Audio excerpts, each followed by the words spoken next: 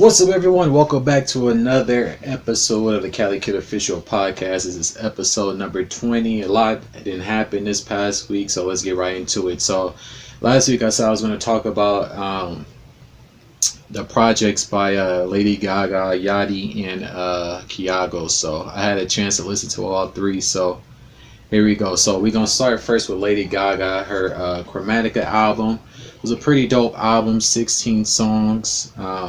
Very EDM influence. She used a lot of different EDM style records within this. This was her plan. She said that she wanted to show her appreciation and her love of it, so that's why she went this route.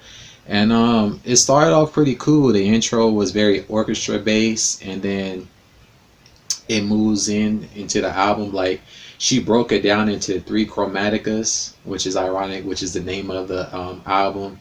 And actually the term chromatica is like this type of planet where she's like this type of warrior on there or whatever. So that's how she came up with that. But yeah, it's broken down into 3 chromaticas. The first part has 5 songs. So beginning, the middle has 5 songs, and then the end has 3 songs. My favorites from the album were Stupid Love, Rain on Me, Free Woman, Plastic Doll, and Sour Candy. That was a record she did with Blackpink. I'm interested in the MV once, things get back to, some sense of normalcy. But overall, it was a pretty dope album. But yeah, the album deals with a variety of different themes. She starts talking about mental health, healing, love, persevering through hardships, because she had disappeared from the spotlight for a while. So apparently she was dealing with some things, and she basically addresses it throughout the project. Like in the song Free Woman, she talks about being comfortable with herself and not needing someone to prop her up to make her feel better. And then on 911, she talks about being her own worst enemy and turning to drugs to cope with things. And people that's typically within the spotlight like that, they usually turn to their vices instead of seeking professional help to cope with whatever they're going through. But my advice would be to seek professional help before you start turning to different vices, because it get to a point to where it's too late, and then you're gone. So if you're ever dealing with something, speak to someone and talk to them about it. But she has another song called 1,000 Doves. This is talking about a relationship, and then she says she felt like she was trapped within the relationship, and I guess once things were over, she felt free, like 1,000 doves, like releasing doves into the air, like they typically do or whatever. But overall, I would say that album was dope. I gave it a 9.4 out of 10. So if you guys haven't checked it out, make sure you guys do. But moving on from that project, we got Little Yachty, Little Boat 3. Had 19 songs. The opening track, he kind of adopts Fetty Wap's flow, which I thought was kind of interesting. Favorites were Split / Whole Time, TD, Demon Time, Oprah Bank Account, Don't Forget, Up There Music, and West Side. One of the standout lines was from one of the features by TROX. She said, "I'm the type to walk in your house and shit on your mattress." Like, that's just nasty. But overall, I gave the project 11 out of 19, which comes to 5.8 out of 10. As I was saying last week, I wasn't expecting a whole lot out of this project, but I do have to say it was a step up from Little Boat 2. But it does get kind of repetitive, which is like a common theme I've seen with a lot of artists nowadays. They repeatedly rap about the same thing. But when you actually put forth like a conscientious body of work, it tends to do better and appeal more to people. Like Polo G's project, The GOAT, that was a very well thought out and concise body of work. So if artists start to put more substance into their music, it will benefit them. It will benefit them. You see a lot of artists with these low album sales and stuff is because people get tired of listening to the same thing over and over again. Like the same beats, the same flow. the same rapping about, materialistic things. It gets boring. Like, give people some substance. Moving on from that project, we also got Kyago's project. Golden Hours had 18 songs. My favorites on here were Freedom, Beautiful, To Die For. On his record, they basically talk about how much they value the woman and that they're willing to do whatever it takes to, defend their honor and whatnot.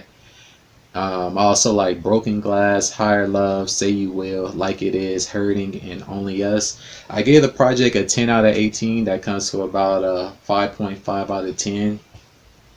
Some of the records were kind of to me, but for the most part, it was pretty cool. But that's going to pretty much do it for the new music this week. With everything going on, it's not a whole bunch of artists releasing new music or whatever, out of respect for what's going on. And speaking of that, we basically have the aftermath of, the killings of George Floyd, Ahmaud Arbery, and Breonna Taylor. So basically, people have been protesting all around the world, all throughout the U.S., Tokyo, London, Japan, Finland, pretty much everywhere I ain't seen protests.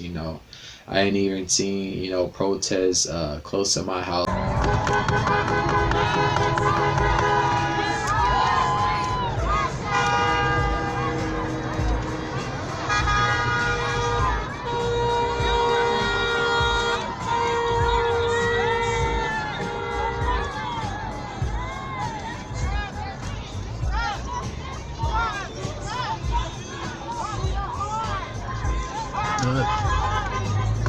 He said, "What's your?"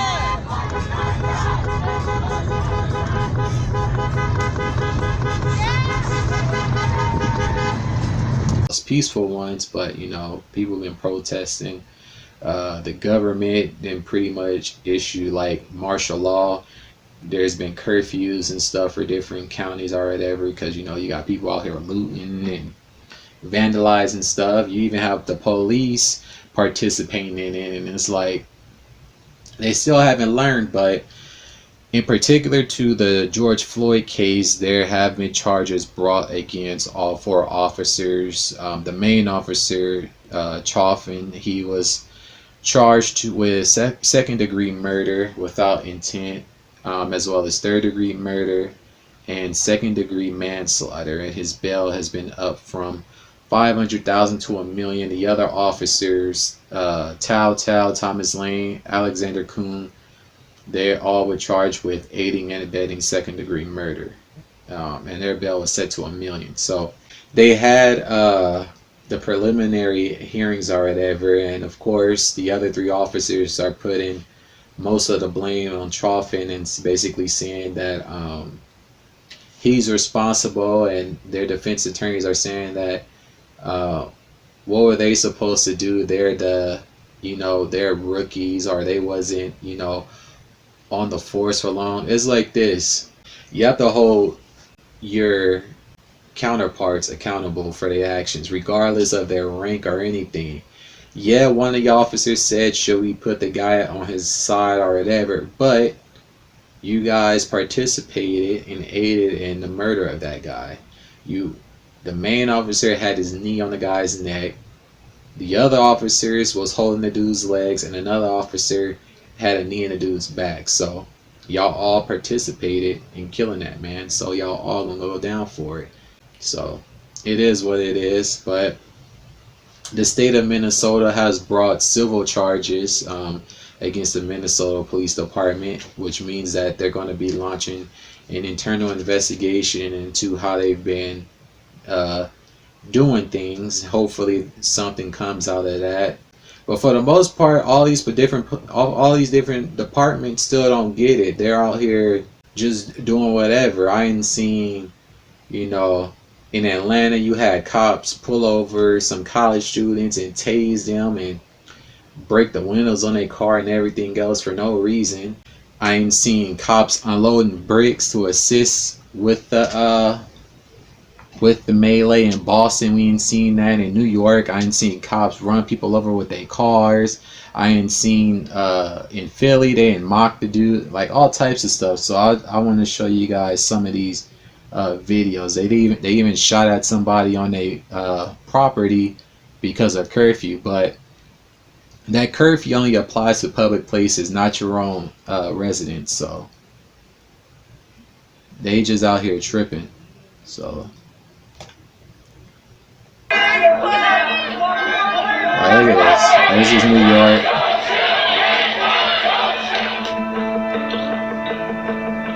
Yeah, like look at that. That's not even necessary. You attacking a dude on a bike, push the old man. Shit is crazy.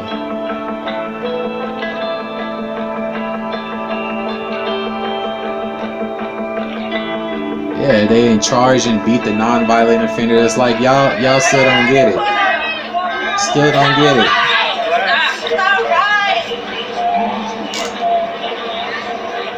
Still don't get it.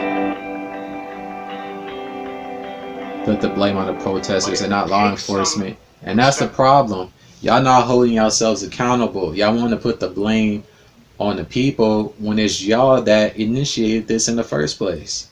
It ain't the people going out there doing that, it's y'all. Y'all gotta hold yourselves accountable. And that's the problem. No type of accountability. Like, crazy. Like, this is the Atlanta thing right here. Like, that's not even necessary. Stabbing holes in a car. You firing those rubber bullets at people, but those rubber bullets have steel and metal fragments in them, and it's messing people up. It's like y'all doing all this and y'all haven't learned. Like, this is a video right here where they shot at the people on their doorstep. This is the National Guard or whatever. Yes, they just keep coming. Watch. Go inside! Get inside! Get inside! Get inside! Get your house down! Let's go! Light him up! Heard that? Go inside now! Get in the house! Like, that's illegal. Get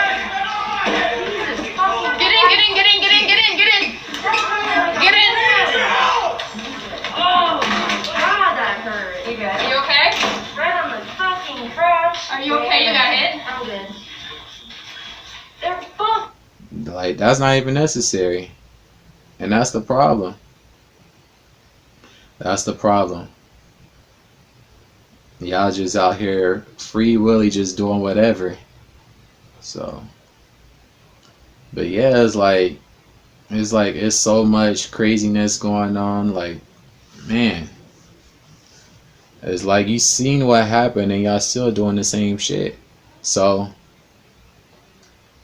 and then like this, like y'all walking down the street. Why are you busting windows in people's cars? Y'all contributing to it. Like, look at this. What are you doing that for? That's crazy. Look, destroying property.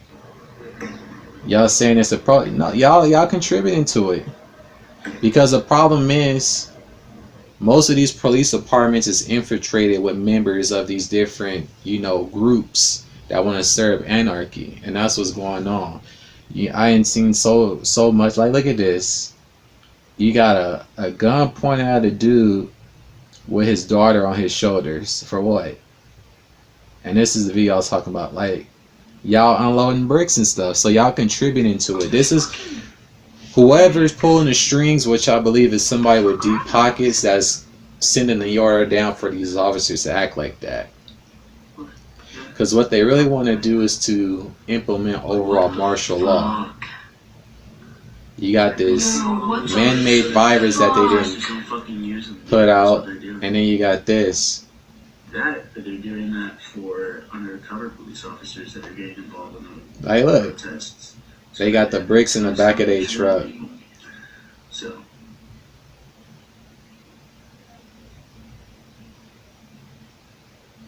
This fucking Crazy. What the fuck are those? Yeah, they unloading bricks from the back of their truck and stashing them around different cities within the U.S. Fuck. They're collecting Yo, all what those the bricks so that the fuck? protesters don't fucking use them, dude. That's what they're doing. Yep. That they're doing that for undercover police officers that are getting involved in the protests so that they have an excuse to beat the shit out of people. Yep. You heard what he said? They doing that to have an excuse to beat the shit out of people. That's exactly what's going on. So this ain't gonna die down until all this gets corrected. Which, judging by the looks of it, is not gonna be for a while. Not gonna be for a while. It's crazy.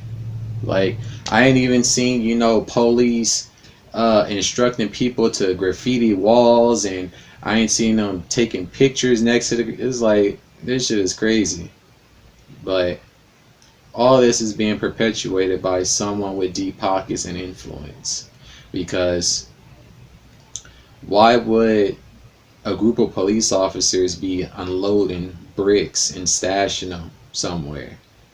You know, all police follow the orders of someone. So that order came down from somewhere. But, you know, shit is crazy. And then you got this in Philly. Like, listen to this. You fucking stupid! Shut up! I can't! That shit don't work here! I'm trying! I can't breathe! Shut up, asshole! I can't! You fucking stupid! See that? I can't! That shit don't work! You making a mockery of the dude saying that he can't breathe. Shut up, that don't work here, asshole. That's the problem. Y'all don't give a fuck. Y'all just out here willy-nilly and everything.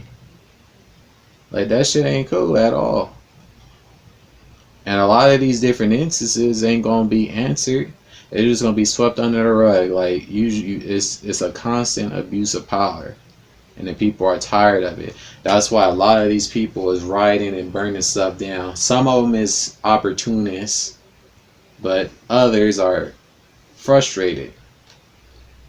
And then, you know, you had the whole Blackout Tuesday thing, and then of course, you know, you have the other side that tried to hijack it with whiteout Wednesday or whatever. And, you know, coming to the rescue, you know, the K-pop fans, you know, shout out to them. As I've said, you know, before in different videos, they're very loyal, and, you know, they're an ally in this fight. And to pretty much neutralize that, they took those hashtags and posted, you know, K-pop video. So when you click on that, it's not no racist stuff. It's, you know, a bunch of different things dealing with K-pop, which I thought was pretty dope. You know, so shout out to y'all. Shout out to y'all. That's cool. You know, some other, you know, effects of this whole thing. The Ahmaud case will be brought to trial. That was yesterday, June 4th. They had the preliminary trial, basically to see whether or not there was enough evidence to bring it to trial, and there is. We've had testimony from one of, I believe it was the DA or whatever. There's videos showing that this was a racially motivated incident where one of the guys was heard standing over Ahmaud saying, "You effing N-word." So they gonna go down for this. Hopefully they, you know, they get life or the needle or whatever. The mayor of LA plans on defunding the police department and reinvesting that money, which amounts to about $250 million within the black community. So I've seen a lot of that, a lot of different corporations donating money, but we're gonna have to see what actually comes out of that, because, you know, you can do a whole bunch of donating and then those funds mysteriously disappear and don't actually help the people that they were intended for. I'm also going to be leaving some links to different petitions and other important information in regards to what's going on within the description, so you guys can check that out. We also saw the mayor of DC, she renamed 16th Street the Black Lives Matter Plaza, and she also had much of the road painted with Black Lives Matter too, which I thought was pretty cool. So I wanted to show y'all that. I see this is like a picture. Those that's listening, you can see the visual on YouTube. But yeah, you see it stretches down most of the street, which I thought was pretty cool. Right here, this is basically a video, I guess, of them putting up the sign, which I thought that's a pretty cool gesture. Pretty cool gesture. And then also we get the co-founder of Reddit has stepped down. His name is Alexis Ohanian, which is the guy that's married to Serena Williams. He stepped down, and he basically asked that they find a black replacement, which I thought, you know, was honorable. He says he plans to donate, you know, to initiatives dealing with what's going on, as well as use his future stock to, you know, support those initiatives. So he also put out a video as well, so we're gonna take a listen to that. 15 years ago, I co-founded Reddit as a place for people to find community and a sense of belonging. It is long overdue to do the right thing. I'm doing this for me, for my family, and for my country. I'm saying this as a father who needs to be able to answer his black daughter when she asks, "What did you do?" So, I have resigned as a member of the Reddit board. I have urged them to fill my seat with a black candidate, and I will use future gains on my Reddit stock to serve the black community, chiefly to curb racial hate. And I'm starting with a pledge of $1 million to Colin Kaepernick's Know Your Rights camp. I believe resignation can actually be an act of leadership from people in power right now, and to everyone fighting to fix our broken nation, do not stop. See, I appreciate, you know, these different people stepping up. That's dope that they're doing that. It really is. Then another thing that came out of this, apparently some of the employees at Adidas are trying to put pressure on the company, because if you don't know, Adidas is one of those companies that have been a place that has been rumored to have racist, you know, policies and things going on, and then the things being swept under the rug. So the employees plan to protest the company. So let me go down. Okay, she says Adidas has promoted a racist work environment over the years, and the numerous racist incidents have gone unchecked. My existence at this brand is praised as diversity and inclusion, but when I look around, I see no one above or around that looks like me. The note read, I can no longer stand for Adidas' consistent complacency in taking active steps against a racist work environment. This is not business as usual. She and other employees will be protesting the brand's actions until they step up and apologize. Adidas has shown that there is a high tolerance for racism, Bond said. How many times have I gone into HR about a racist incident only to be met with responses about the inflictor's intent versus their impact, thus negating my experience? And this is a lot, this happens a lot within a lot of within a lot of companies. You know, you have these different instances, and I guess to prevent a backlash or to save face with those that have been there for a certain period of time, they try to sweep things under the rug, or they might just fire the person that's making the complaint. So since then, I guess Adidas has issued a statement, because, you know, a fire's been lit under their ass, and a bunch of these different other companies. They say Adidas has always been and will always be against discrimination in all forms. We are deeply saddened by what we see happening to our black community in America. Racism is an issue that exists not only in the U.S. but in all countries. We want to see justice. We're committed to creating change. We're listening. We recognize that we have not done enough, and we are dedicating more. We are close to finalizing our commitments to ensure our people, most important, our black employees, are heard. So yeah, they basically, you know, put that out there, but they do. A lot of these companies lack that diversity. You know, the different positions a lot of times are out of reach because of, you know, old policies and practices, and that has to change in order for any of this to really make a difference. Because you could donate money all day long, that doesn't mean it's going to change anything. The people within the system have to change. Those that are holding people back, they have to change. Those that hate have to love. Moving on from that, get into a bit of shenanigans. So apparently Jake Paul found himself in some more trouble. So he and his crew of videographers thought it would be a good idea to basically videotape the looting and vandalism that was going on. So they went to some mall in Scottsdale, Arizona, and they were basically videotaping people looting the mall. So for one, even if y'all didn't partake in looting and vandalizing, you're already breaking the law because you're illegally on a premises that's locked down to the public at the moment. So there's that. And then at one point, they're saying that one of the somebody said, "Get something for me" within the video. I didn't watch the video, but that's what I've heard. I don't know how true that is, but Jake and his crew were charged with criminal trespassing and unlawful assembly, which is misdemeanors, which means that they're probably just gonna have to pay a fine or do community service.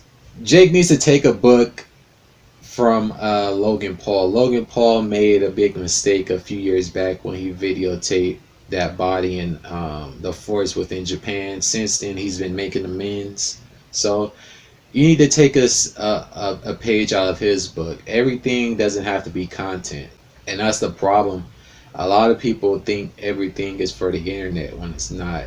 It's okay to videotape things, but don't put yourself in a situation to where you can be hurt or you can be put in jail or whatever. Because yeah, you guys were videotaping that. What if the people that was looting or whatever decide to say, "Oh, look, it's Jake Paul. Let's rob this guy. Let's take his video camera. Let's take his keys, take his car, and all this other stuff." Then it would be another situation.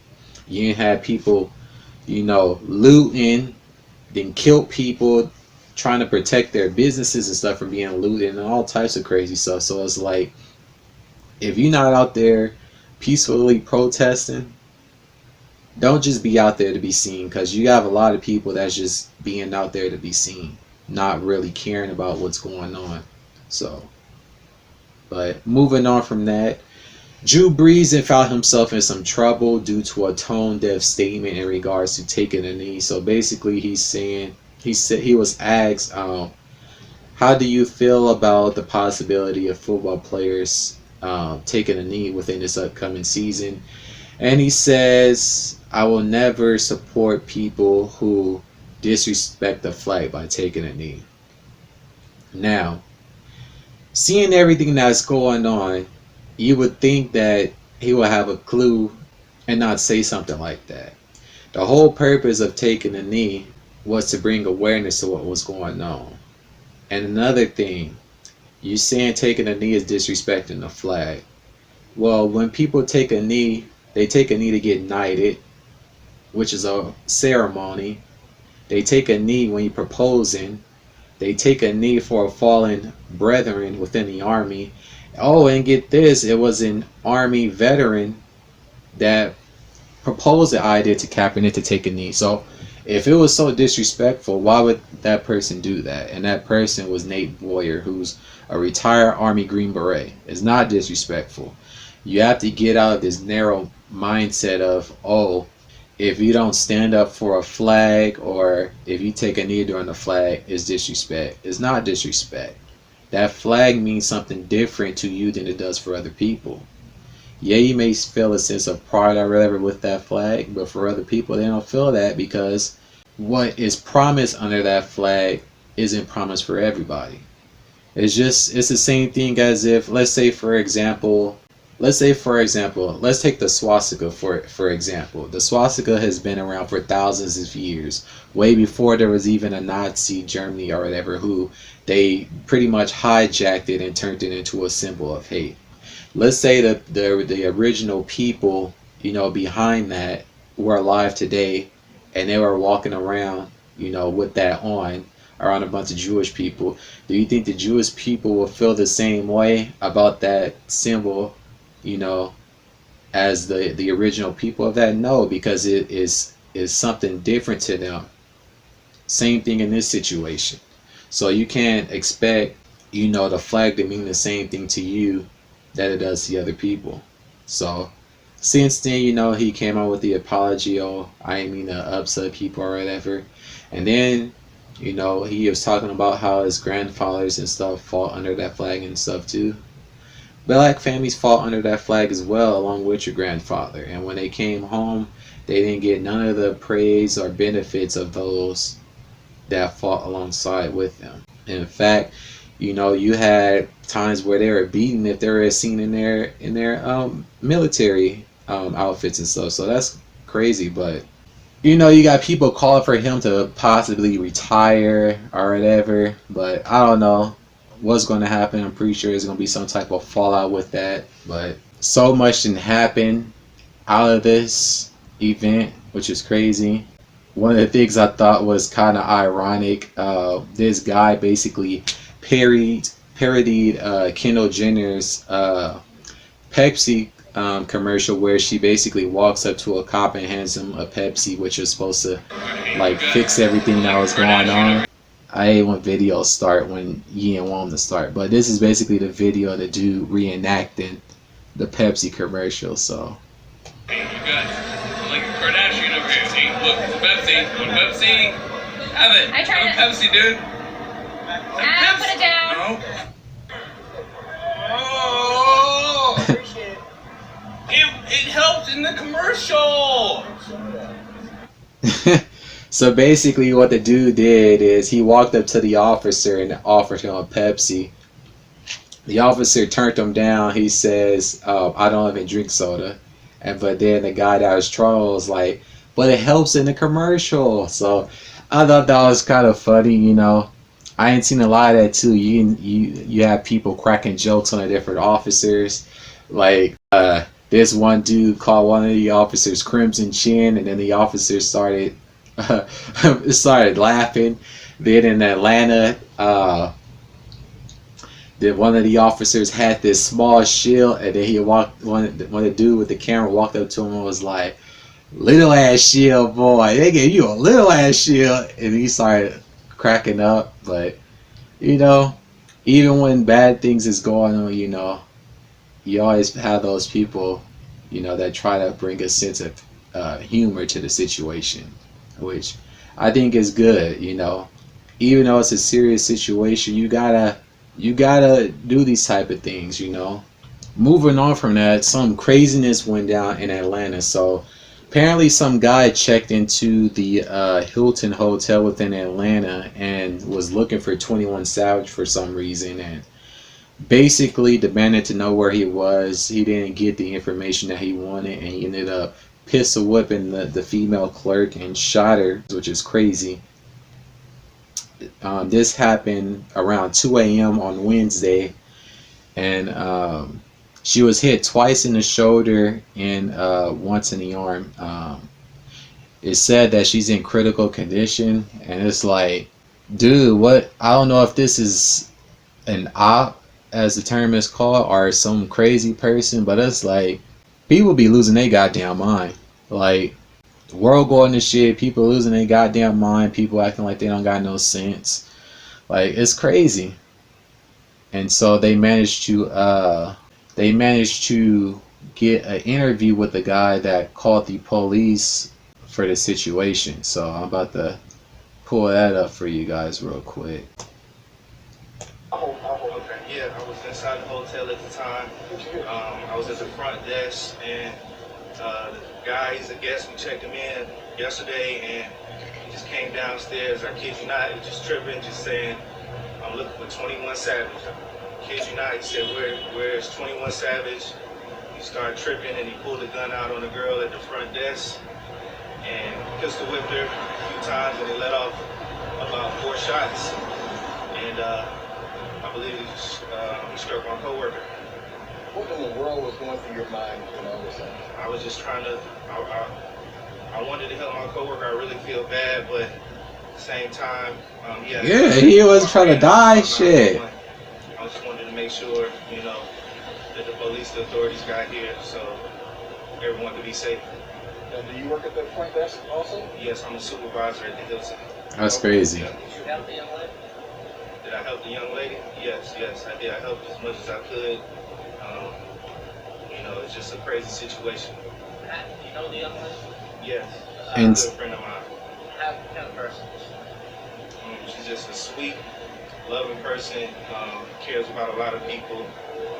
She wouldn't do anything to hurt anyone. And what's going to happen now is they're going to have armed security, so a situation like this don't happen again.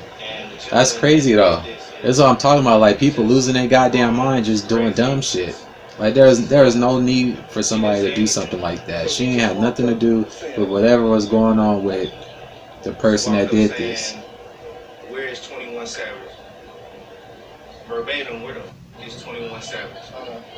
And what a lot of people might say or think is this has something to do with the whole Young Chop and 21 Savage thing. Because Young Chop went around Atlanta stirring up trouble looking for 21 Savage and ended up getting shot at or whatever. And now you got this. Shit is crazy. Oh, so they caught the dude. That's cool. So the guy is 30-year-old Kyron Benjamin. He's been charged with aggravated assault, possession of a firearm during commission of a felony, and possession of a firearm by they gonna throw the book at him. So hope it was worth it, idiot. Yeah, like that's all they talking about. Like, people be doing way too much. You know. Hopefully, you know, she recovers. Well, it did say she was in critical condition, so I believe she's gonna pull through. But it's like, why should a person even have to go through that? That's just that right there is crazy to me.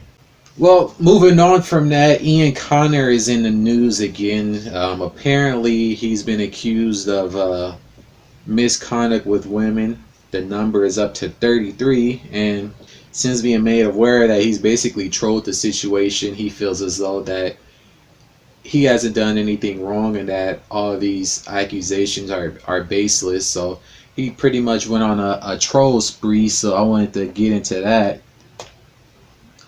So let's see here.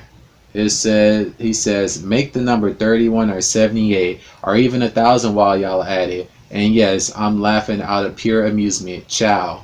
Then he says, I've seen it all on the internet. It must be true. That's basically going to, if it's on the internet, it must be true.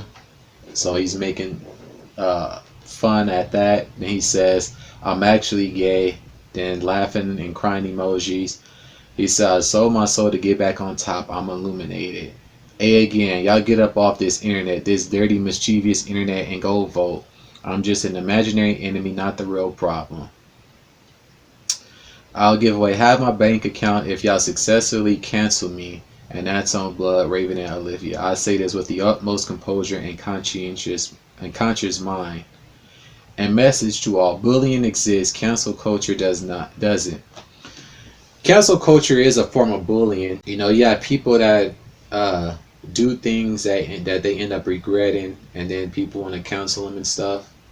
Some people I think deserve forgiveness. Others I don't think so much, especially if you repeatedly make the same mistake over and over again. But who knows whether he's guilty of doing what he's accused of? We won't know until this goes to trial or whatever, or if there are even charges filed against him, which he talks about later on. He says $500,000 this month. Find a way to cancel me and get half spread out of it. I'm not a singer nor rapper. I don't answer to nobody but Raven, Allah, and myself. I create my own bags for me and my people. All this extra shit is just piping me up, for real. I apologize. I shouldn't be trolling, no matter how personal it may be to self. I'm gonna get off y'all's internet for a bit. And then you have a change.org petition for, I guess, him to be charged or whatever. He says, sign this petition to make my friends / peers stop fucking with me. Make sure y'all sign that petition for me not to have friends anymore instead of taking actual legal action. It's 2020 where attention is more important than actual justice, right? Y'all too scary. That's y'all problem. How the fuck y'all gonna run from someone on the streets of this here internet? How insecure and weak do you gotta be to run from lies and conform out of popularity? Boy, I can't go. Simple. So Basically, he's making light of the situation. When you're a celebrity, you're a target. So a lot of times you do have instances where you're accused of doing things that you didn't do. The number 33 is a lot. Who knows? Maybe one or two is true. Maybe none of them are true. Who knows? Nobody knows except for him and the people that's accusing. So, you know, you have this, you have one side, then you have another side, and then, as they say, the truth is in the middle. So ain't no telling what's going to come up out of that, but just going to have to wait and see. With everything that's going on, you know, it's going to be a minute before a lot of these different cases are ever even making it into court. This past what was yesterday? Thursday. On Thursday, 6ix9ine and Akademiks, they went live on Instagram, basically trolling a bit. There was some serious parts. They was reaching out to people within the comments to try to do a verse for one of the songs he's working on for his album. So there was that. Then he starts 6ix9ine starts trolling the struggling rappers or whatever. They also him and Akademiks fake box, which is kind of like them trolling, you know, YK or Cyrus going around boxing everybody. But I wanted to show those videos too. So this first one is them fake boxing.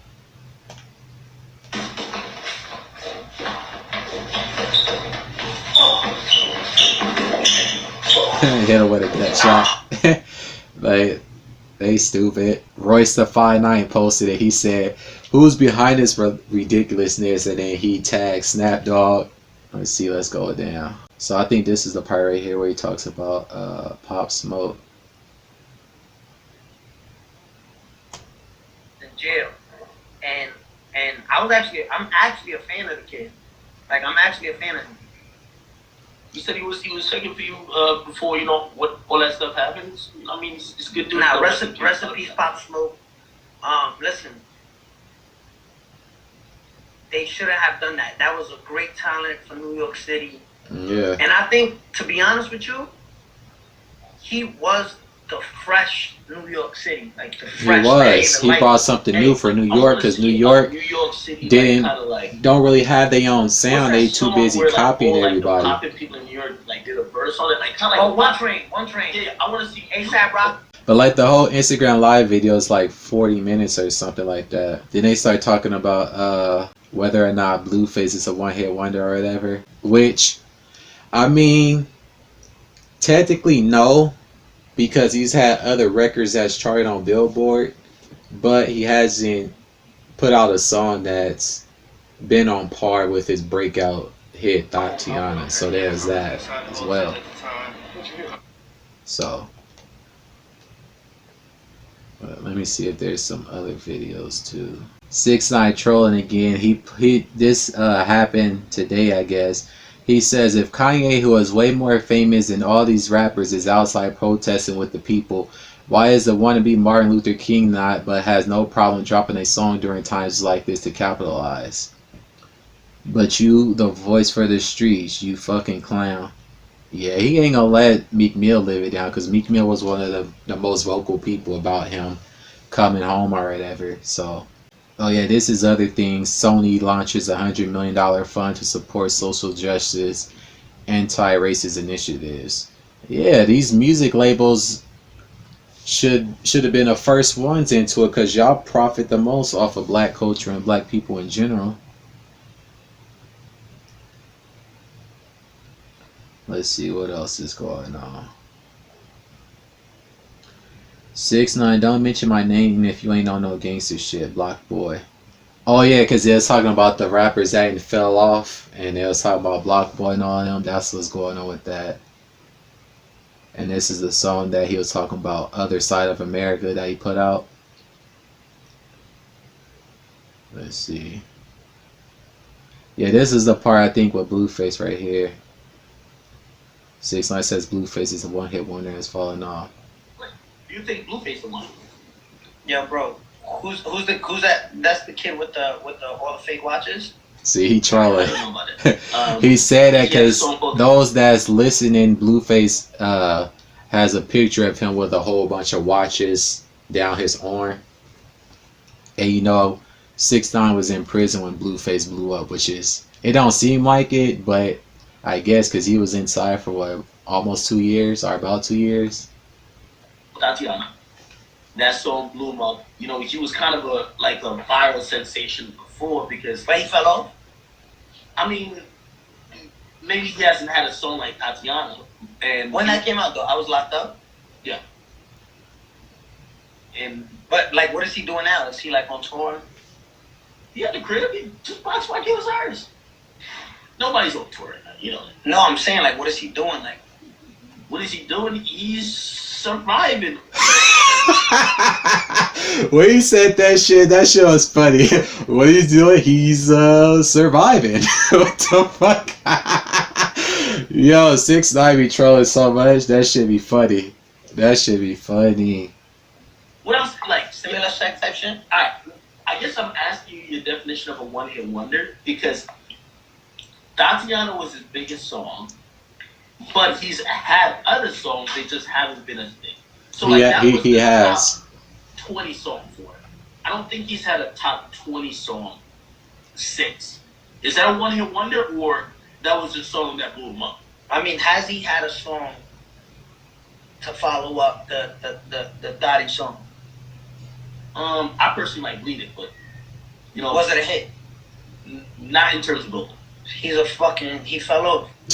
That's to be perfectly honest. I'm gonna be alright. So let me listen. My trashiest song. I think my most trashiest song Tati that I put out commercially, like you know how I do it every month, will probably be Tati, and Tati's platinum, and it got the lowest views, it got the lowest streaming, and that is a platinum record. You think Blueface won? Yeah, bro. I mean, you can say what you want, but when it comes to the music thing, he's not wrong. His songs do be going gold and platinum, so people may not like him or whatever, because he be trolling too. But that trolling shit be funny. But he not wrong. And then of course, you know, Blueface responded. He posted his Billboard stuff. I think that, yeah.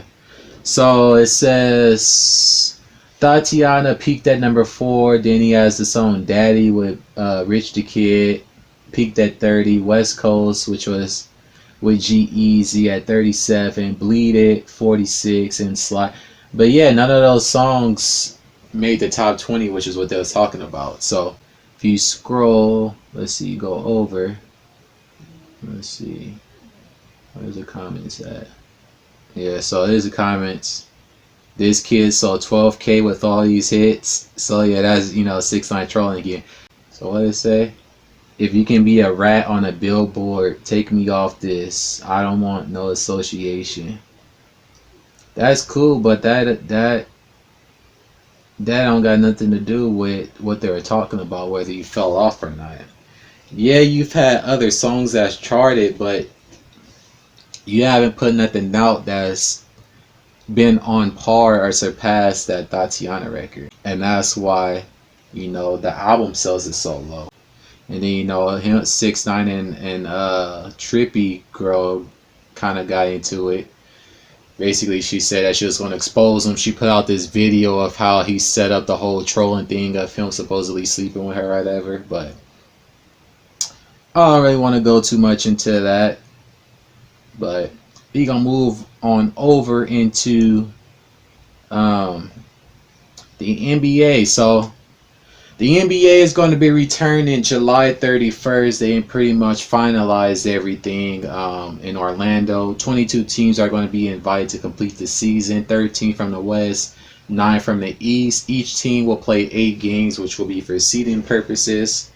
And there will be a play-in for the AFC. The added teams are New Orleans, which I talked about them trying to forcibly get the Pelicans involved because, you know, Zion Williamson is big bucks or whatever. You got Portland, Phoenix, Sacramento, San Antonio, and Washington will join the current playoff team. So the way it's set up, if the 9th seed is more than 4 games behind the 8th seed, then the 8th seed will make the playoffs. But if they're fewer than 4 games, then there will be a play-in tournament. And the play-in format requires double elimination for the 8th seed and single elimination for the 9th seed. They also announced the return of the draft lottery, which will be taking place August 25th, and the official NBA draft will be October 15th. So, you know, that's some good news. Some more sports are going to be integrating back to normal, because the only sports that's really been putting on shows is, of course, you know, WWE, AEW, and the UFC. Speaking of UFC, Dana White has announced some updates to Fight Island. So I wanted to pull up that video. So here we go. Can you just tell me that Fight Island is still going to happen? Fight Island is real and it's happening. The date of Fight Island is going to be July 11th. Saturday, July 11th will be the first fight on Fight Island. Now, do you know where the island is located? I do, yeah. Nobody else knows, though. Can you tell us? Can you tell us what ocean? I'll tell you next week. Let us ask you two questions. Can you tell us what ocean? Is it in an ocean? Yes. Is it in the Pacific Ocean? I'm not saying. Oh, I see. I want to know where the fuck Fight Island is. I want to know where the fuck Fight Island is. That's funny. But I wonder who's going to be fighting there. Because going through all those measures to secure an island means that they're going to have to put some type of special fight on there. Yeah, you know, there's been talk of Conor McGregor and Anderson Silva having a super fight or whatever, because pretty much everybody within that division has a dance partner outside of him. And then, you know, you got John Jones. He didn't have issues with the UFC because he wants to fight Francis Ngannou, but it will be a super fight, and the UFC don't want to budge up in his pay, because at the moment he's paid $5 million per contract. Dana has said that he wants Deontay Wilder money, which is $30 million. John didn't said he never said anything about Deontay Wilder money, but since Dana brought it up, he'd take half of that, which is 15. So the UFC has it. And one of the big problems with the UFC is that they neglect to pay their players what they're actually worth. You know, they make all this money off of their talent. I said players. They make all this money off their talent, but it's not reflected within their pay. And, you know, that's not cool. But, yeah, he's moving up from light heavyweight to heavyweight. His pay should be up. He makes 5. Y'all said he wants 30. He said he's willing to take half of that, which is 15. Y'all can be somewhere in the middle of that at, say, 8-9 million. So, but he's pretty much relinquished his title too, and he was in the news for stopping protesters from tagging stuff too as well. So there's that. And then this weekend we have UFC 250, which the main event will be Amanda Nunes versus Felicia Spencer for the featherweight title. I don't know too much about Felicia, but from what I've been watching, they said that she has some skills. Her current record is 8-1, so we'll just have to see with that. The co-main event is Rafael Unsunkau versus Cody Garbrandt. Cody, you know, he's kind of taken a dip since he's lost to TJ Dillashaw. You know, he has 3 losses. 2 of those losses against TJ. So there's that. Also on the card, you got Aljamain Sterling versus Corey Sandhagen, Neil Magny versus Anthony Rocco Martin, Eddie Wineland versus Sean O'Malley. But the event will be at 7 p.m. Saturday at the UFC Apex Center within Florida. So that should be interesting. But that's pretty much going to do it for this week's podcast. I appreciate everybody for tuning in. It was a lot to get through. So make sure you guys like and subscribe. Those that are listening on Spotify or whatever else, make sure you guys like and save the podcast. Share it. I have an album out called Euphoria. You guys can check that out. It's on all platforms. If you're listening and you want to watch the visual, head on over to my YouTube channel. I also have a merch site where you guys can buy merch, and Until the next episode, peace.